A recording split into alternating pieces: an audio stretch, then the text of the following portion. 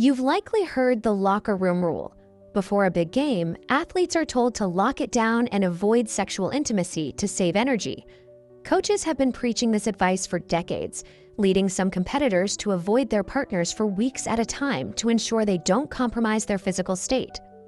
This tradition stems from an ancient logic, the unscientific belief that sexual frustration is required to manufacture raw physical aggression on the field. It also relies on the idea that human energy is a finite resource, and that intimacy leads to a permanent depletion of the fuel needed for competition. These concepts were built on tradition and personal anecdote, surviving for centuries without empirical evidence to support them. This creates a paradox. It's worth asking if modern athletes are following a valid physiological strategy, or if they are simply adhering to a cultural placebo. Modern sports science labs have addressed this by conducting meta-analyses on the true impact of pre-game intimacy.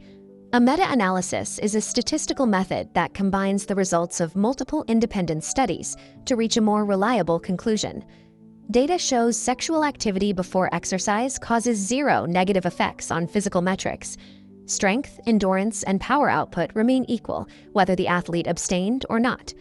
Even occurring very close to performance, fatigue and inflammation levels remained completely flat. To understand why the body isn't drained by this activity, we can look at the physiological timeline, beginning with the arousal phase. During arousal, the nervous system activates, causing the heart rate to increase and blood pressure to rise. In biological terms, this phase acts as a light athletic warm-up, preparing the body's systems rather than depleting its energy stores. Following an orgasm, the body's internal state shifts from high arousal into a relaxed state. This transition is managed by dopamine and endorphins. Dopamine regulates emotional responses and pleasure, while endorphins reduce stress and pain. Together, they decrease measurable stress and improve the athlete's overall mood. While the ancient myth suggests athletes need frustration to maintain aggression, the biological reality is that this chemical shift helps remove performance-killing anxiety. This leads into the reset effect, the biological interval that occurs between the activity and the start of a game. During this window, the athlete's heart rate and blood pressure stabilize into a mentally focused and physiologically balanced baseline. If enough time is allowed for this reset to occur, the biological cascade associated with intimacy can actually support peak performance. With the physical concerns addressed, we have to consider the psychological impact of the locker room rule itself. In some cases, the act of abstaining is what actually poses the danger to an athlete's performance.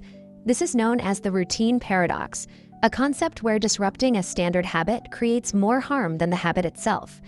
Take an athlete who regularly engages in intimacy, but suddenly stops solely because they have a major competition.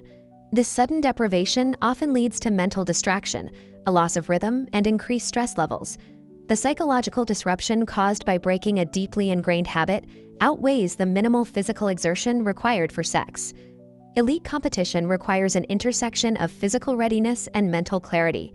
Athletes who prioritize the routines that keep them balanced and focused are more likely to reach a peak state when the game begins.